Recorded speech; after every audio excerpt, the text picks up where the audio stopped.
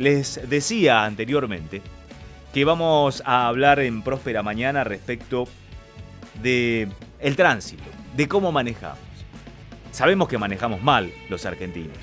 Sabemos que nuestras rutas no son de las mejores del mundo. Es más, estamos muy lejos de ello. Sabemos que nos cuesta mucho respetar las normas de tránsito. Sabemos que también la cuarentena está dejando secuelas psicológicas que todavía están en estudio. ¿Estaremos más agresivos? ¿Más irascibles? ¿Seremos menos solidarios a la hora de manejar? ¿Tendremos entonces más accidentes, si es que se denomina accidente, a aquel incidente que pudo haberse evitado si no hubiéramos sido imprudentes o si hubiéramos respetado al otro o las normas de tránsito en esta pospandemia que previo a la pandemia?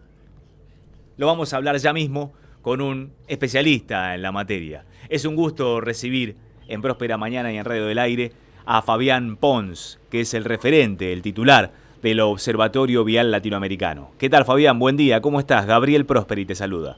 ¿Qué tal, Gabriel? Buenos días, ¿cómo les va?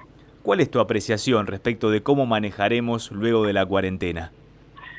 Mira, lo veníamos viendo desde el primer mes después que empezó la cuarentena, y decíamos que la salida iba a ser peor que la entrada, por algunas cuestiones que se estaban viendo cuando se pasó de la fase 1 a la fase 2. Durante la primera etapa solamente se movieron aquellas personas que cumplían funciones esenciales. Esas personas se encontraron de golpe de un día para el otro con vías que estaban completamente libres, se aumentó la velocidad, se bajó el respeto a las prioridades de paso, se bajó el respeto a los semáforos, y se incrementó mucho el uso de motos, sobre todo, y de bicicletas en ese momento. Cuando se pasó a la fase 2, empezamos a ver gente que hacía nada más que un mes y medio, 2 meses, que no manejaba. Hoy ya pasaron 8 meses y hay gente que está recién volviendo a manejar. Esa gente está completamente fuera de tiempo y distancia, no se da cuenta de ese problema, están manejando por lugares inapropiados, generalmente a velocidades bajas por los lugares no indicados, entonces están entorpeciendo el tránsito y se mezclan con los otros que venían acostumbrados a un tráfico completamente libre. Todo esto sumado a que esta cuarentena parece que nos puso bastante más irascibles, se nota ya era el tránsito muy violento antes de empezar la cuarentena, ahora está intratable. El nivel de agresividad que se ve en la calle es increíble, y la falta de respeto total, o sea, hemos perdido por completo los valores de respeto al prójimo. Yo recién venía por General Paz y veía, ya hemos vuelto a la triste normalidad de la gente circulando por las banquinas, haciendo conducción temeraria, y estamos hablando de las 9:15 de la mañana, ¿cierto? O sea que el mapa que nos estás planteando es una condición sui generis, es decir, una condición novedosa, pero con estos condimentos de que estamos manejando peor porque estamos mentalmente muy afectados, y entonces hoy salir a la calle realmente, cuando se habla de ingresar a una jungla, estamos en esos términos, ¿no? Sí, con algunos ingredientes que empeoraron la situación, y es el crecimiento del uso de la moto, y mucha gente se pone muy contenta por el crecimiento de lo que es la movilidad sustentable, lo cual la movilidad sustentable en sí mismo es algo virtuoso, es bueno, pero el tema es que esa movilidad sustentable es buena siempre y cuando se respeten las normas. Hoy encontramos un uso bastante más intensivo de la bicicleta, con gente que no respeta absolutamente nada. El ciclista no respeta nada, pero no solamente por temerario, que en general lo es, sino por ignorancia en el buen sentido de la palabra. Vos, para ser ciclista o para andar en una bicicleta eléctrica o en una moto eléctrica, no necesitas una licencia de conducir.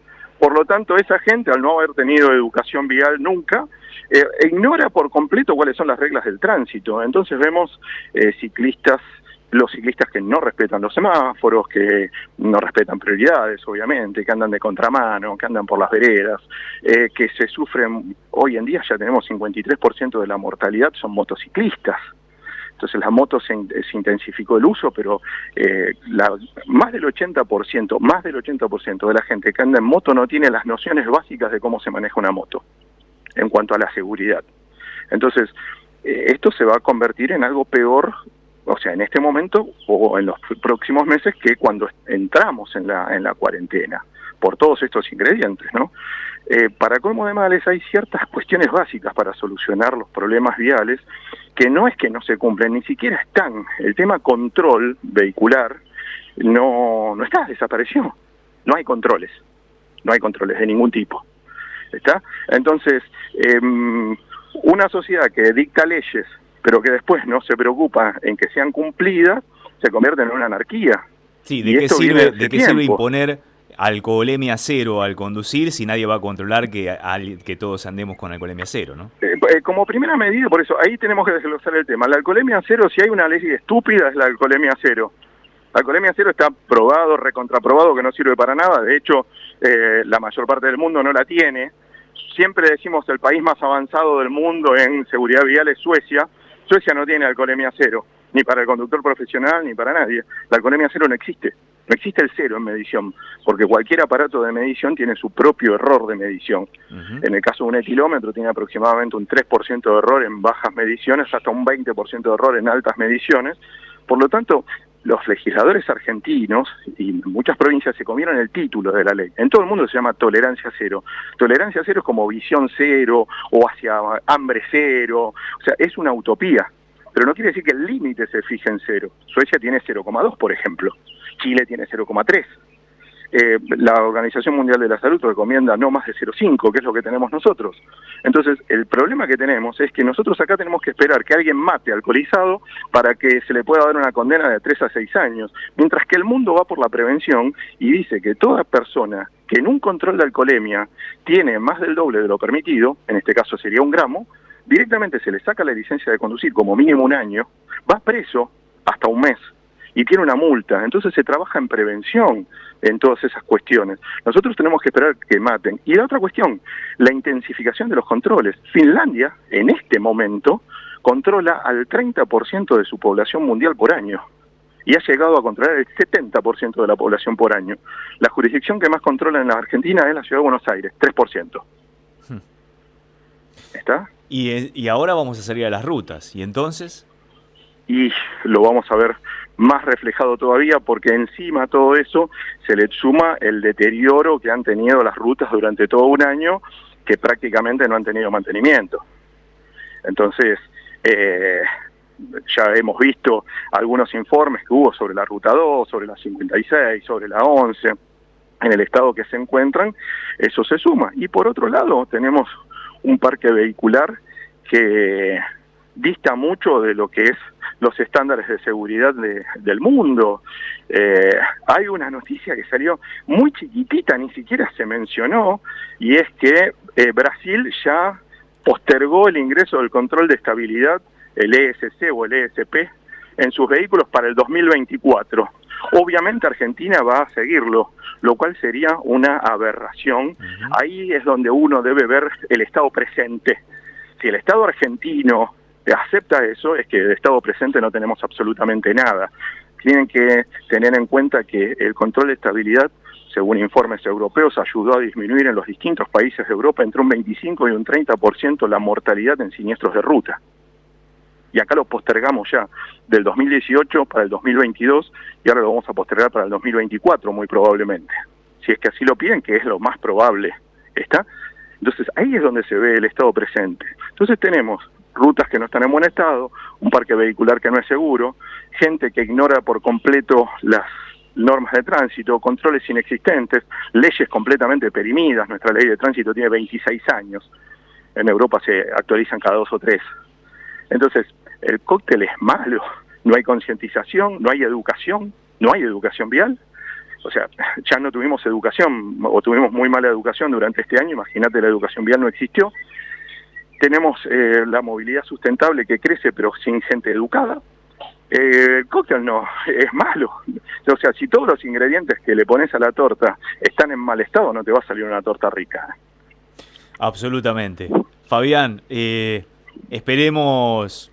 Primero, como me parece a mí, ¿no? La primera solución es si entre todos podemos bajar un poco la mostaza que tenemos en la cabeza y pensar un cachitito en el otro y ser solidarios. Sí, y aunque sea una vez al día, dejarlo pasar al otro y no tratar de pasar nosotros de prepo. Una vez al día, sacarnos un poquitito el chip de la violencia y la agresividad. Tal vez así podamos bajar 1/10, no sé, los incidentes viales, los accidentes, si es que se los puede llamar así. Me parece que por ahí deberíamos empezar. Pensemos un cachitito en el otro, que es pensar un poco en todos, ¿no?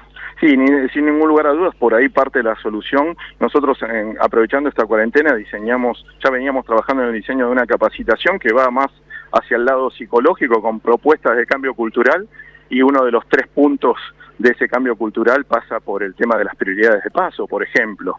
Otra es la velocidad, otras son las protecciones personales y para los chicos. Depende de nosotros. Si nosotros queremos hacer las cosas bien, la podemos hacer bien, pero aparentemente no. Como hemos perdido valores culturales, el valor del respeto al prójimo se ha perdido transversalmente en la sociedad, es difícil ese cambio. Ojalá se dé, Fabián. Ojalá, no sé si lo vamos ojalá. a ver nosotros, pero viene gente atrás que tal vez, como así nos ha dicho a nosotros, papá, ponete el cinturón de seguridad, tal vez tenga otra conciencia para con el otro. Ojalá, porque Esperemos. si no, es dantesco el panorama. Sí, la verdad que sí. La verdad que sí. Gracias, Fabián, por estar con nosotros. No, gracias a vos, Gabriel. Un abrazo. Hasta luego. Fabián Pons, referente del Observatorio Vial Latinoamericano.